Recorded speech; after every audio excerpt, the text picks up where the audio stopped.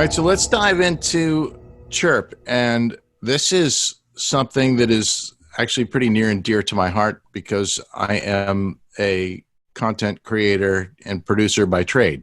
So tell us how you came up with this idea and why you've got so much focus and attention on it. Yeah, so it kind of goes back to the whole baby internet thing. And there's this full narrative, like a lot of the products that I work on, they're really very related to like blockchain's the new internet, really.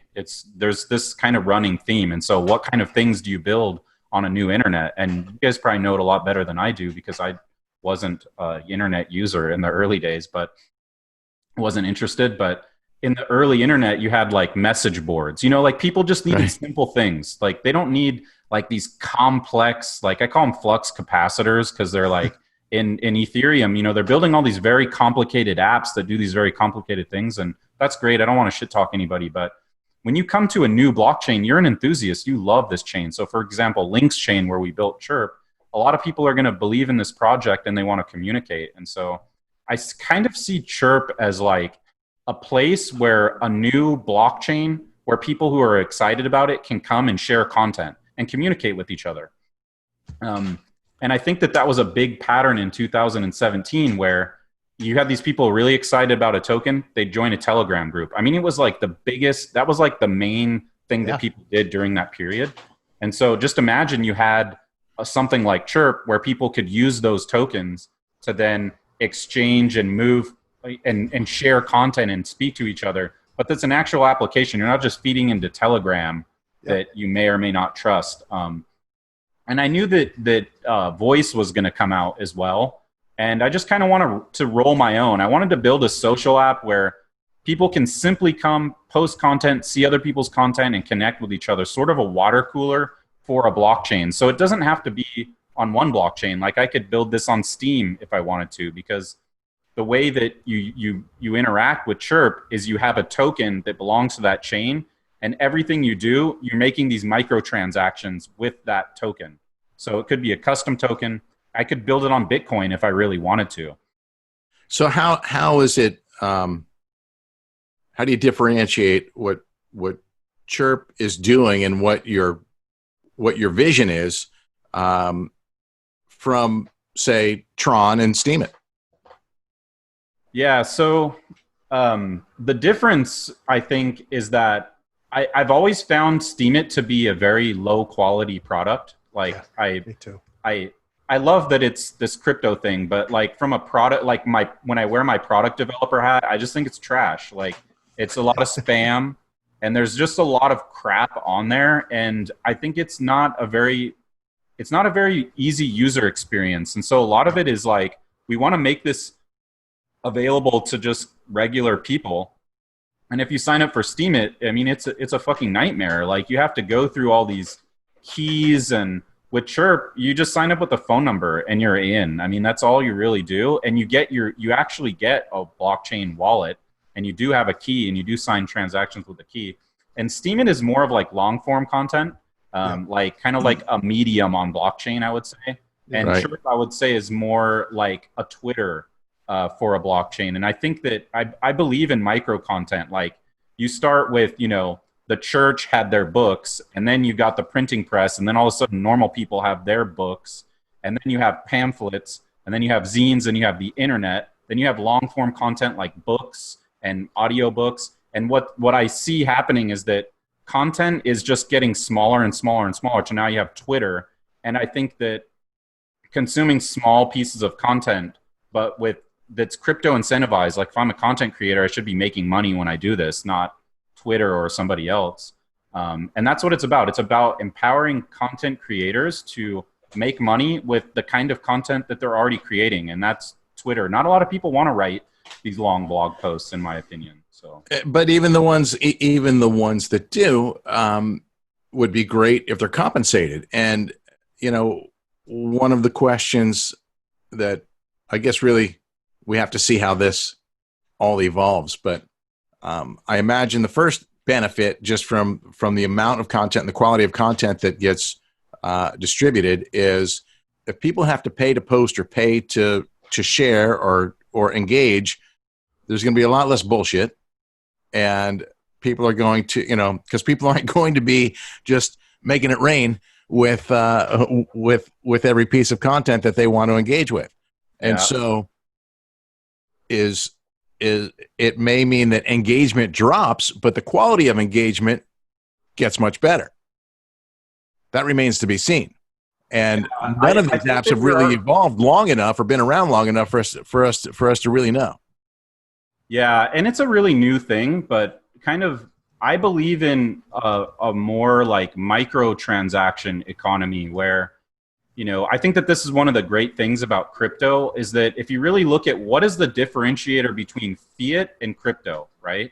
Like when I was, and this is something I have experience in, right? And it's kind of this whole long story that I won't tell, but when I was building this micro funding platform on Fiat, one of the problems was if I wanted to give $1 to a video or to a content creator, it has to go through this whole Fiat payment system where there's all these fees and there's a lot of friction there. But like I could just look at a post on Chirp, for example, and it doesn't do this now, but I plan to do it later. Just for looking at a post, you should be sent a little bit of cryptocurrency. And you can do that with crypto because microtransactions are cheap and fast. So there's no problem in sending a penny to, and it kind of feeds into this larger narrative where I think that people are going to be doing microtransactions constantly. Like I have it's not a patented technology, but Ford is kind of doing something similar to this. But like imagine cars when they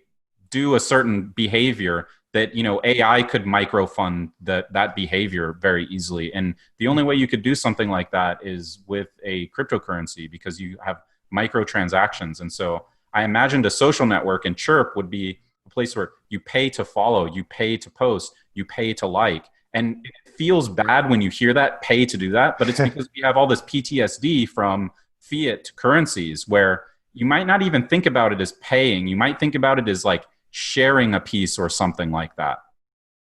Yeah, and I think when you're actually earning back and forth, that becomes an easier concept for people to grasp. And I think it then becomes kind of a philosophical thing. It's kind of like, I mean, this is far out in the future, but it's kind of like the idea of Bitcoin maximalists that say, what happens if Bitcoin is the only way to express and share value, and we don't have fiat as a representation of that value against Bitcoin anymore, against another crypto?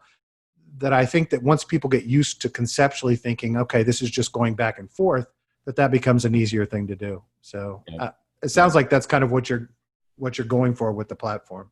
Yeah, I just want, just simply, I want people to do things like Twitter, but being able to enjoy exchanging cryptocurrencies. And I didn't see that anywhere. And so that's why I wanted to build it. And it's just really as simple as that. How are people reacting to it?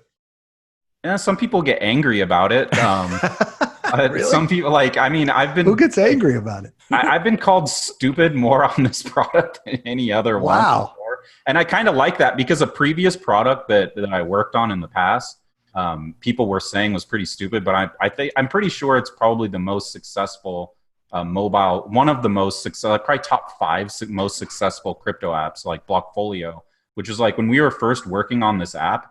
I mean, I'm telling you, the amount of people that were like, why would anybody want to track how much money I have in my crypto portfolio? And I only give a shit about Bitcoin and whatever, and that turned out to not age very well, And so I think that it's going to be the same thing here where people are like, why would I pay to post? Well, you pay to post because you're making an investment in your content and you're showing that you're a stakeholder of this asset.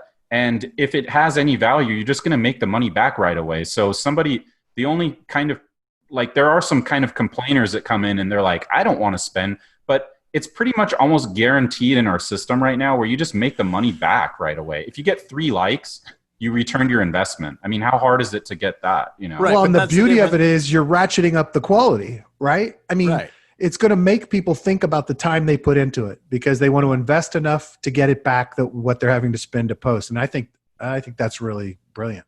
But for people who are using, content to brand themselves as experts and in a content marketing application, it makes total sense. It's going to maybe reduce the amount of things that people post, pictures of their food and their kids. But maybe that's not the app for that type of content. Yeah, I think so. I think that we think about it like an economy and like what I really imagine people would do is bring information to me that I want to like fund. It's like I'm micro funding their content. And that's kind of the way that I imagine it. Yeah, like it could be, I bet people's pictures of people's cats, it's like, hey, if your cat's cute, I'm going to like it. If your cat isn't really that cute, then fucking get the fuck out of here with your cat photo. You know what I mean? Like, I don't think it's not like you have to come in and be a brainiac. I mean, I'll tell you straight up, some of the stuff that gets upvoted a lot is some racy stuff where girls might be wearing a little bit less clothes. And I'm not, super proud to say that, but just think about it. It's like people will pay for something that's valuable, and it's not pay. Like, I think it's like less than 5 cents or something when you actually, when it all is said and done, and it could be even less in the future. I don't know. So that's great. Let me tell you what drew me to the concept, and it was actually something that I had conceptualized earlier, because, and it's not in micro content, it's in larger scale content, longer form content, and you can, I'm sure, think back to plenty of skate videos that were killer content, right? Oh, yeah. And back in those days, they were coming out on VHS or DVD or whatever it was, and there was not, they were typically sponsored, right, by the skate company or the shoe company, or maybe there's a little co-op, co-marketing going on it or co-branding going on it, but they were not real money makers. They were great for building brand image, and so they helped in that regard. But the content producer, he was contracted to do the piece, and that was about it. Yeah, they're kind of like marketing pieces, right? Right. Yeah. Right. And so my background between X Games and my run through ESPN, I also made it to the outdoor sports side, and specifically in fishing. And there's a lot of hunting and fishing shows, or there used to be, on ESPN, and now those moved to other networks like Outdoor Channel and, that whole realm. And the model in that space is typically where content producer pays to produce the content, sells their own commercials, then pays said network to broadcast the content. And you have to, of course, follow all of their guidelines and have their timing and their graphics package and whatnot. Well, that is, in a word or a few, a shitty model. It's a loss leader. It's impossible. And so I started creating shorter form content. It was paid, by brands who are wanting to market their brands, and they were using it to market their brands. But lots of guys came to me who are producing their own shows and said, how do we do this, and how can we produce it cheaper so I can make money? Because after I pay the network, I got nothing left. Well, do you really want to degrade your production quality? You still want to make a good looking show? Producing a cheaper show isn't necessarily the answer, but a better distribution model is. And so guys started doing shorter form stuff that didn't have to follow the network model, didn't have to be 22 minutes and 32 seconds, and started putting them on YouTube and paid a few bucks to boost the post, right? And you could then get comparable or even far greater eyeballs on that content for a fraction of the price. 100%. Yeah, I mean, like you use a little bit of capital to jumpstart it, and if it has social value, people will spread it around, and that's where it's going. Like, look at Quibi, for example, and TikTok. It's short form video content, and it's going crazy. It's because people prefer it. Yeah. Right. And the fact that you can do it and share it on social that way, whether it's the old way on a traditional platform like you have a landline like YouTube. There? Was that a landline? No, that's his cheesy. That's my landline. Yes, I'm just fucking with you. And he's got a rotary telegram back there him. Too. Yeah, rotary. I'm fucking with my kids. See if you can figure out how to use this. So it could be on a traditional, and it's funny that we're calling YouTube a traditional platform now, or on a newer app like you're talking about. And Yep. for content creators to be able to get earn some money that way is a tremendous opportunity. The networks have been raping these producers for years, and that model is going away.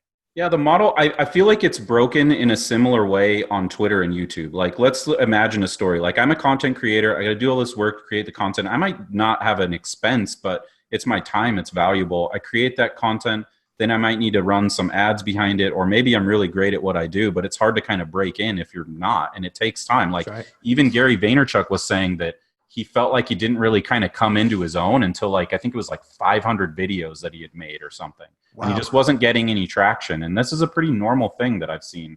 And so I got to like get this content. And if another user can't just pay that content, it's kind of weird. It's like the way they pay is indirectly with their eyeballs at scale, so that then an advertiser can give them a piece of a lot of money that they're taking from the table. And so what I feel like Chirp can be dedicated to is it's about empathy for the content creator and how they're making money. Like, I believe that we can still make money and build a successful product if we remove ourselves from that equation. It might be that now we're making a small percent and we can still build a great business, but where I think that if we have these advertisers that come in, they're giving us money, or it's almost like we're taking too much away from it. And I think that that's how Twitter and YouTube, they're actually running a risk. And you can see that YouTube kind of knows that, because they have Patreon and a lot of these other things where they're like, wow, people are building these gray markets or these secondary markets on our platform. We need to do something about that. Like, that's missed opportunity and revenue, and that puts us at risk. And so I saw that YouTube is actually rolling out a baked-in monetization kind of strategy, and that they're rolling it out to some people.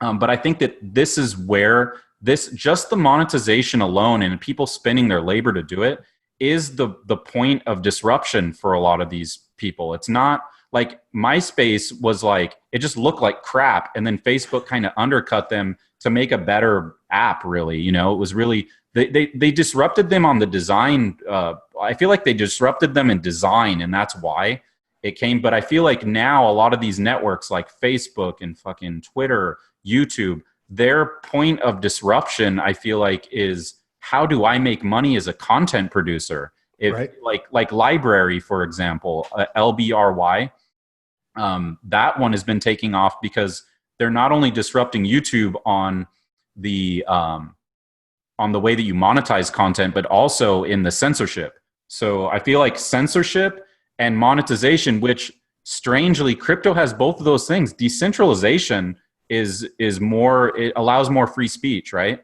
Right. And then the cryptocurrency itself allows more unique monetization strategies. So I'm, trying to say that crypto-based businesses have a very good shot at disrupting these bigger content creating businesses.